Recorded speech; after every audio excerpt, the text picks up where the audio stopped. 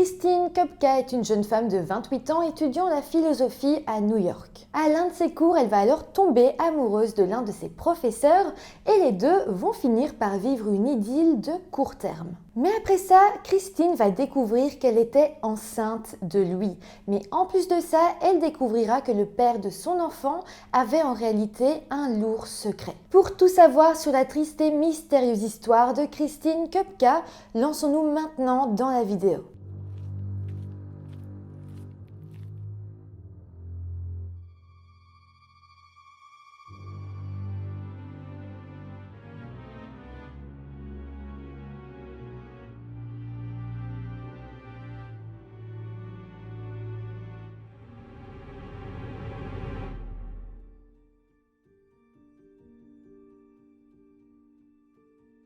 Hello tout le monde, j'espère que vous allez bien. Aujourd'hui, on se retrouve pour une histoire qui n'est pas vraiment résolue, même si on va quand même avoir de gros doutes sur une personne. C'est une histoire qui m'a beaucoup touchée, j'espère qu'elle vous intéressera vous aussi. Avant toute chose, je vous rappelle de vous abonner à la chaîne si ce n'est pas encore fait. Merci à tous ceux qui le feront, merci à tous ceux qui sont déjà abonnés. Et voilà, maintenant lançons-nous dans cette triste histoire. Christine Kopka est née le 3 mai 1970 aux États-Unis dans la ville de Mount Carroll dans l'Illinois. Elle est la plus jeune d'une fratrie de 6 enfants, mais malheureusement, peu de temps après sa venue au monde, ses parents ont divorcé et puis rapidement après ça, son père, qui était pompier, est décédé. Suite à ça, sa mère, qui s'appelait Ellie Bowdle, a alors déménagé avec tous ses enfants dans la ville de Madison, dans l'état du Wisconsin. D'ailleurs, cette nouvelle ville a énormément plu à Christine. Avant, elle vivait dans un village qui était beaucoup plus campagnard et là, elle adorait vivre dans la grande ville. Elle a donc vécu le reste de son enfance, mais aussi toute son adolescence dans cette ville. Et puis à 18 ans, Christine s'est inscrite à l'université du Wisconsin qui se trouvait justement dans la ville de Madison. Mais bon, malheureusement, elle ne va pas y rester très longtemps. En fait, elle avait l'impression que cette ville ne lui apportait plus grand-chose. Elle s'y sentait maintenant un petit peu à l'étroit et elle avait l'impression que si elle partait vivre autre part, elle serait peut-être un peu plus à sa place. C'était comme si elle se disait que la ville de Madison lui avait apporté beaucoup de choses, mais qu'à présent, elle avait envie de se nourrir d'autres choses et de découvrir d'autres villes. Donc voilà, suite à ça, elle a déménagé à l'autre bout du pays, dans la ville d'Atlanta, dans l'état de Géorgie. Sur place, Christine a alors trouvé un emploi de serveuse et elle s'est même trouvé une colocataire. Elle va y vivre quelques temps, mais là encore, elle va avoir l'impression que cette ville n'était pas totalement faite pour elle. Finalement, un beau jour, elle va se rendre à New York pour rendre visite à sa sœur qui y vivait à ce moment-là. Et sur place, elle a alors eu un véritable coup de cœur pour la ville. C'est là qu'elle a su qu'elle devait venir y habiter. Elle y a alors déménagé en 1995, donc lorsqu'elle avait 25 ans, et sur place, elle s'est trouvée une colocation dans une maison où elle vivait avec 5 autres personnes dans le quartier de Kensington à Brooklyn. De plus, elle s'est aussi trouvé un petit travail sur le côté où elle travaillait comme serveuse dans un restaurant jamaïcain. La même année, Christine a également décidé de reprendre ses études. Elle s'est alors inscrite au Baruch College et a commencé à étudier la philosophie. Pour vous dire, elle envisageait d'obtenir son diplôme et puis de continuer ses études à l'université pour étudier le droit. Pour vous dire, elle avait comme rêve de devenir avocate en droit civique. Mais ce qui l'intéressait là-dedans, c'était vraiment de pouvoir défendre des femmes et elle s'intéressait vraiment à toutes les questions relatives aux droits des femmes. En 1998, alors qu'elle avait à présent 28 ans, son cursus en philosophie au Baruch College se terminait et donc elle était sur le point d'entrer en droit quelques mois plus tard. Sa rentrée à l'université devait en fait se faire au mois de janvier 1999. Pendant les 3 ans qu'elle avait passé au Baruch College, Christine s'était vraiment démarquée. Elle était vraiment très intelligente, elle avait une forte volonté et elle avait même été jusqu'à créer son propre club de philosophie. C'était aussi quelqu'un qui avait vraiment le cœur sur la main. D'ailleurs, pendant son temps libre, Christine aimait aider les étudiants aveugles en retapant leurs devoirs. En soi, elle était vraiment motivée et elle voulait vraiment faire une différence dans le monde. Mais à présent, parlons d'un cours en particulier que Christine a suivi au Baruch College. Il s'agissait d'un cours de chimie qui était donné par le professeur Rudy perso. En fait, le véritable nom de Rudy, c'était Darchanan, mais je pense qu'il avait changé en Rudy, donc on va l'appeler Rudy. En tout cas, Christine va elle trouver un certain charme à son professeur et rapidement, eh bien, elle va avoir un petit béguin pour lui. Pour vous parler un petit peu de Rudy, c'était un homme guyanais, il était très beau, mais il était aussi assez timide. Au collège, il était en fait seulement professeur adjoint et à côté, il avait un autre métier. Il était en fait chimiste chargé du contrôle qualité de produits adhésifs dans une entreprise qui s'appelle Basic Adhesives. De plus, c'est important de préciser ça, mais Christine, elle était quand même plus âgée que la plupart des étudiantes vu qu'elle avait 28 ans et donc ça faisait qu'elle n'avait pas une grosse différence d'âge avec son professeur. Je veux dire, c'est pas comme s'ils avaient 30 ans de différence, ils avaient tous les deux plus ou moins presque la trentaine et donc ça allait, c'était un âge convenable entre guillemets pour avoir un rendez-vous amoureux. Je mets des guillemets parce qu'en soi l'écart d'âge dans un couple ne veut rien dire en soi, c'est juste que là je voulais préciser qu'ils avaient plus ou moins le même âge quand même. Par contre, Rudy et Christine étaient quand même très différents. Christine paraissait être une femme entière, elle était passionnée par le féminisme, elle avait énormément voyagé, s'était nourrie de toutes ses rencontres et c'était aussi une personne extrêmement ouverte d'esprit. Rudy, lui, était assez différent. Il venait d'une famille très unie et très religieuse, son père était d'ailleurs prêtre et il vivait d'ailleurs toujours avec ses parents à Brooklyn. Donc voilà, les deux étaient très différents, mais ça ne faisait absolument pas peur à Christine. Bien au contraire, même vu qu'elle paraissait vraiment très curieuse de parler avec lui et découvrir un petit peu la vie qu'il vivait. Elle en parlera d'ailleurs à plusieurs de ses amis et dira qu'elle avait vraiment très hâte de faire sa connaissance. En fait, Christine cachait pas vraiment ses sentiments et elle semblait même le draguer ouvertement. Mais voilà, Rudy de son côté semblait pas vraiment voir les signaux et c'est même l'un de ses amis qui a dû lui dire que voilà, Christine semblait le draguer et donc c'est grâce à ça qu'il s'en est rendu compte. Mais voilà, quand même au final, eh bien Christine et lui ont eu un premier rendez-vous ensemble, mais comme je vous l'ai dit, Rudy était très timide et donc Christine a eu un peu de mal à avoir des informations sur sa vie. Clairement, c'était le genre d'homme qui parlait pas beaucoup. Mais tout de même, pendant la discussion, il va faire comprendre à Christine qu'il était célibataire et que lui aussi l'aimait bien. Les deux ont alors eu un second rendez-vous peu de temps après et Rudy est alors venu chercher Christine à sa colocation. D'ailleurs, à ce moment-là, il a rencontré Ozem qui était l'une des colocataires de Christine. Ozem dira d'ailleurs plus tard que quand elle a rencontré Rudy, elle l'a trouvé mignon, mais malgré tout, elle avait comme un pressentiment au fond d'elle, comme s'il cachait quelque chose, comme s'il n'était pas tout à fait honnête. Mais bon, c'était qu'un pressentiment et donc elle n'a rien dit. En tout cas, Christine et Rudy ont eu leur rendez-vous et d'ailleurs, ce jour-là, ils ont eu une relation sexuelle. Ça ne s'est passé qu'une seule fois, mais après ça, eh bien, au milieu du mois de juin 1998, Christine a eu un doute, elle avait l'impression d'être enceinte. Elle en a alors parlé à une de ses amies qui travaillait dans un hôpital et elle lui a alors demandé un test de grossesse. Elle l'a fait et c'est là qu'elle a eu la confirmation qu'elle était bel et bien enceinte. On peut l'imaginer, mais donc ça a été un véritable choc pour elle. Mais bon, malgré tout, en voyant ça, Christine s'est immédiatement dit qu'elle ne voulait pas avorter. Elle se disait qu'elle était très proche d'avoir son diplôme, elle vivait tout de même dans un endroit très charmant, elle avait 7000 $ d'épargne et elle avait déjà 28 ans. Et puis aussi, eh bien, sa sœur qui vivait à New York était déjà maman et donc elle allait pouvoir l'aider. Clairement, Christine a vu cet enfant comme un nouveau défi à relever et sincèrement, elle se sentait capable d'aimer et d'élever correctement cet enfant. D'ailleurs, dès le début, Christine a été très lucide. Elle savait qu'elle n'allait pas vivre un conte de fées, qu'elle n'allait pas se marier avec Rudy pour élever cet enfant ensemble. Elle prévoyait d'ores et déjà d'être une mère célibataire. Par contre, quand même, Christine redoutait vraiment le moment où elle allait devoir en parler à Rudy. Elle a donc pas mal reporté le moment où elle allait enfin devoir lui dire. D'ailleurs, je vous rappelle quand même que les deux avaient couché ensemble qu'une seule fois et qu'après ça, ils s'étaient plus vraiment revus, ils avaient un peu perdu contact, donc la situation était un petit peu délicate. Mais bon, elle a fini par appeler Rudy et lui a demandé s'il pouvait se voir parce qu'elle devait lui parler de quelque chose. Rudy, qui lui se doutait pas du tout de la nouvelle, a comme un petit peu essayé de ghoster Christine. Il lui a dit qu'il n'était pas disponible, qu'il pouvait pas la voir et donc il n'a pas essayé d'avoir un rendez-vous avec elle. Mais donc voilà, comme il semblait pas du tout prêt à la voir, eh bien Christine a décidé de lui annoncer la nouvelle par téléphone. Mais clairement, les choses ne se sont pas du tout bien passées. Rudy a immédiatement nié être le père du bébé, mais Christine lui a dit dit que si ça ne pouvait être que lui, vu qu'elle n'avait pas eu de relation sexuelle avec d'autres hommes pendant cette période. Mais bon, Rudy a quand même continué à nier, il a même dit que ça ne pouvait pas être lui parce qu'il avait subi une vasectomie partielle. Alors, vasectomie partielle, je comprends pas vraiment, mais en tout cas, selon lui, c'était une excuse pour dire que comme il avait eu ça, il pouvait pas avoir d'enfant.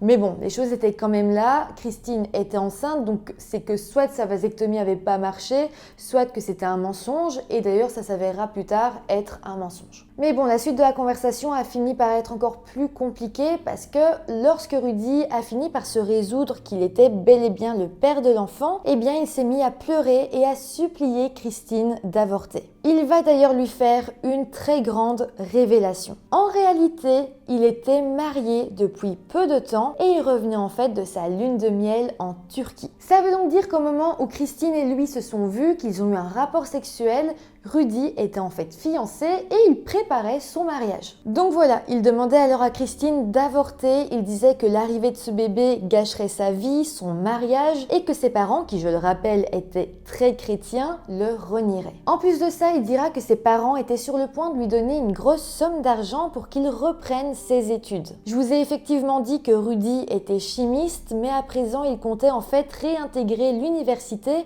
pour devenir dentiste. Mais donc voilà, en bref, ce bébé était la pire chose qui pouvait lui arriver. Ce qui est dingue, c'est qu'en soi, Christine lui demandait pas grand-chose, elle voulait juste l'avertir, mais en soi, elle savait qu'elle était prête à élever cet enfant complètement seule. En fait, la seule chose que Christine va demander à Rudy, et je pense que c'est ça qui va particulièrement l'embêter, c'était qu'elle voulait qu'il signe son nom sur l'acte de naissance du bébé. Pour Christine, c'était en fait important que son enfant sache qui était son père, même si son père s'occupait pas spécialement de lui, elle voulait juste que son bébé soit au courant qu'il avait un père. Mais bon, ça, eh bien, c'était inconcevable pour Rudy. Pourtant, vraiment, Christine a essayé de trouver un compromis. Elle lui a dit qu'il pourrait renoncer à ses droits parentaux et que même s'il le faisait et qu'il changeait d'avis et qu'un jour il voulait voir son enfant, il le pourrait. Elle essayait d'être le plus arrangeante possible, mais vraiment, Rudy ne voulait rien entendre. Il a alors continué à supplier Christine de se faire avorter. C'est devenu si intense que la famille et les amis de Christine vont même dire que, à ce moment-là, Christine avait vraiment peur de Rudy. Elle avait d'ailleurs très peur qu'il lui fasse du mal à elle ou à son bébé.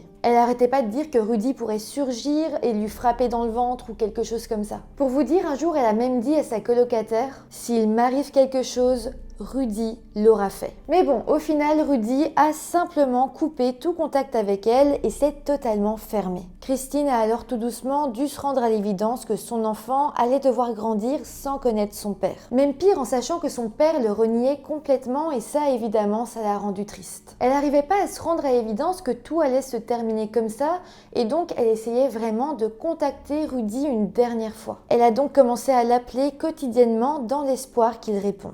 Mais voilà, du côté de Rudy, son épouse qui s'appelle Rochelle va vite se rendre compte de tous ces appels venant du même numéro de téléphone et donc elle a fini par rappeler elle-même Christine. Lorsqu'elle va tomber sur elle, Rochelle va alors lui demander pourquoi est-ce qu'elle appelait sans cesse son mari et là Christine va répondre « Vous devriez lui demander ». Là, Rochelle va quand même avoir un petit doute et elle va alors demander à Christine si elle était enceinte et elle va alors lui répondre simplement oui. Au final, eh bien, les deux femmes ont discuté plus longtemps et Christine va alors finir par raconter absolument tout à Rochelle. Rochelle était d'ailleurs tellement énervée par la situation qu'elle lui a dit « Je ne veux plus de lui, tu peux l'avoir ». Et Christine a alors répondu « Je ne veux pas de lui non plus ». En fait, ce qui est assez dingue ici, c'est que les deux femmes vont vraiment avoir de l'empathie l'une pour l'autre. Christine lui a vraiment expliqué que son but, c'était vraiment pas de lui faire du mal et elle s'est même excusée d'avoir perturbé la famille. Elle a aussi dit que tout ce qu'elle voulait, c'était que Rudy reconnaisse l'enfant et qu'il fasse un minimum partie de sa vie. Comme je vous l'ai dit, eh bien, elle voulait vraiment que son enfant connaisse au moins son père.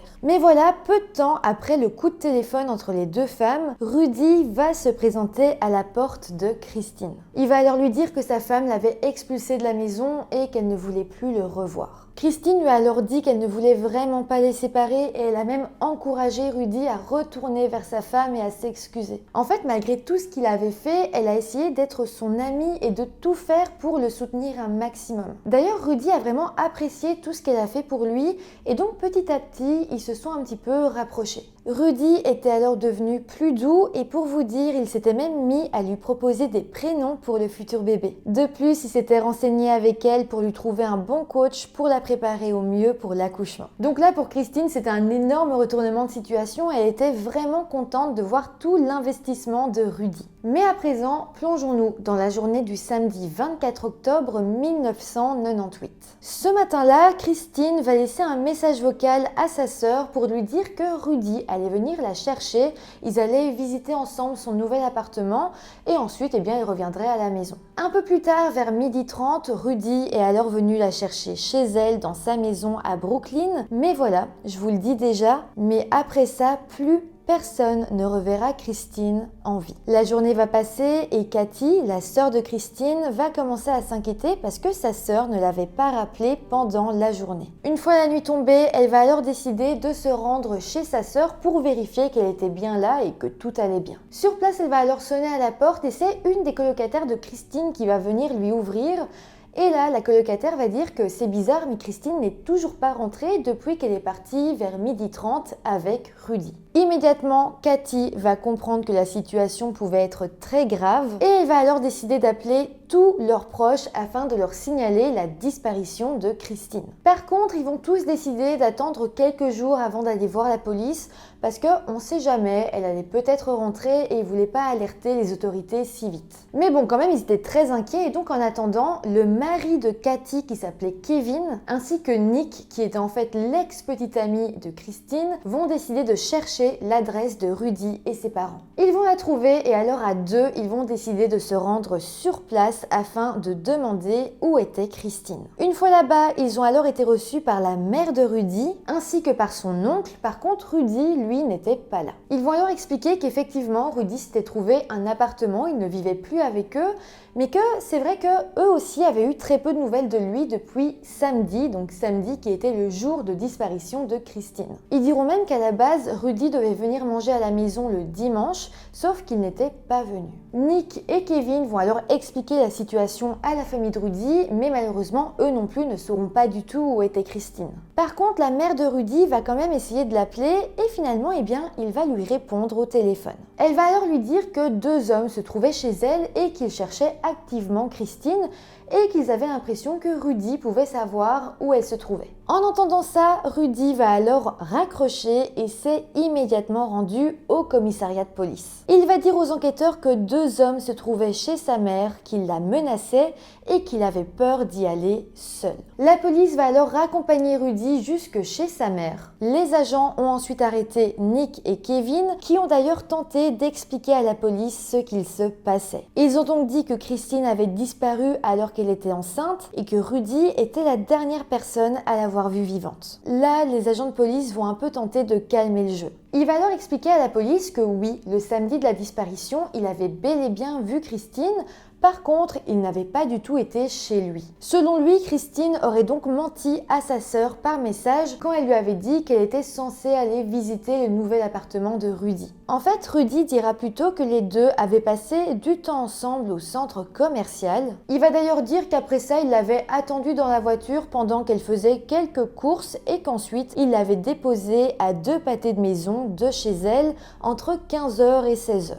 D'ailleurs, Rudy précisera que s'il avait laissé Christine un petit peu plus loin que chez elle, c'était parce que Christine lui avait dit qu'elle devait passer dans un magasin bio qui était pas très loin et qu'ensuite elle marcherait jusque chez elle. Donc en soi, les choses paraissaient logiques, Rudy n'avait rien à voir là-dedans et ça aurait pu s'arrêter là. Mais heureusement, les agents de police vont tout de même avoir un petit pressentiment. Christine avait quand même disparu depuis 2 ou 3 jours et c'est vrai que Rudy paraissait un petit peu étrange. Ils l'ont donc convoqué au poste de police afin de lui poser plus de questions. Et vraiment, c'est à partir de là que des gros doutes vont commencer à s'installer. Quand les enquêteurs vont demander à Rudy de préciser son histoire, il va avoir du mal à donner des détails. Par exemple, il n'a pas su dire à quel centre commercial il avait emmené Christine, ni à quel magasin bio elle devait se rendre lorsqu'il l'a déposée. Donc déjà ça, c'est un petit peu étrange. La famille de Christine, de son côté, a essayé de retrouver ce magasin bio afin d'y interroger le patron. Ils ont alors retrouvé un magasin bio qui était assez proche du domicile de Christine et donc ils se sont rendus là-bas. Ils ont donc exposé la situation au propriétaire et c'est là qu'il a dit qu'il pensait peut-être avoir vu Christine le jour de sa disparition. Selon lui, elle serait venue vers 19h. Mais bon, au final, les enquêteurs se diront que c'était sans doute une autre femme que le propriétaire avait vue, parce qu'en fait, dans son témoignage, ce propriétaire avait précisé que la femme qui était venue dans son magasin portait un pantalon de couleur pêche et Christine n'en possédait aucun de cette couleur. Donc voilà, au final, cette piste a été totalement écartée. Rudy, de son côté, a fini par prendre un avocat et suite à ça, eh bien, il a refusé de retourner au poste de police. Les enquêteurs n'avaient, eux, aucune preuve convaincante qui leur permettrait de l'arrêter, donc malheureusement, ils n'ont pas pu lui poser plus de questions. La famille de Christine a alors décidé d'engager un détective privé et après son enquête, le détective a déclaré publiquement qu'il pensait réellement que Rudy avait fait du mal à Christine. Mais bon, en soi, il n'avait trouvé aucune preuve matérielle à remettre à la police, donc ça n'a pas été plus loin. Malheureusement, il faut savoir qu'aujourd'hui, Rudy n'a jamais été inculpé pour le meurtre ou même pour la disparition de Christine. Et d'ailleurs, il a même jamais tenu à en parler. Tout ce qu'on saura viendra en fait de son avocat et ce qu'il dira, c'est simplement que son client était innocent. Mais malgré tout, il faut se rendre compte que Rudy n'avait aucun alibi au moment de la disparition de Christine et les autorités ont même déclaré que lors de l'entretien,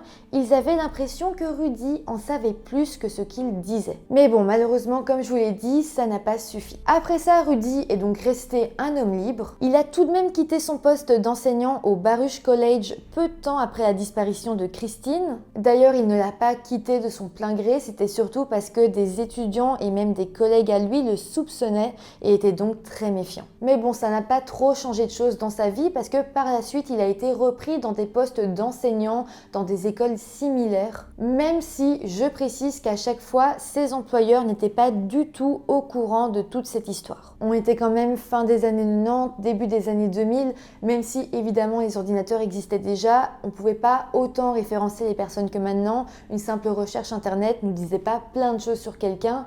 Donc voilà, au final, il s'en est quand même bien sorti. En tout cas, depuis sa disparition, plus personne n'a donc revu Christine. Ses comptes bancaires n'ont jamais été touchés et son numéro de sécurité sociale n'a jamais été utilisé nulle part. Faut savoir que malgré tout, les enquêteurs ont tout de même continué à soupçonner Rudy pendant plusieurs années. Et d'ailleurs, en 2010, la police a procédé à une fouille dans le sous-sol d'un magasin appartenant à des membres de sa famille. Lors de cette fouille, les enquêteurs y ont d'ailleurs emmené un chien spécialisé dans la recherche des cadavres. Et le chien a clairement indiqué que des restes humains avaient été présents dans cette pièce. Mais bon, les enquêteurs n'ont strictement rien retrouvé. Aujourd'hui, Christine aurait donc 50 ans et pour le moment, eh bien, Rudy, lui, reste un homme libre. Voilà, c'est comme ça que se termine cette triste histoire. N'hésitez pas à me dire en commentaire tout ce que vous en avez pensé.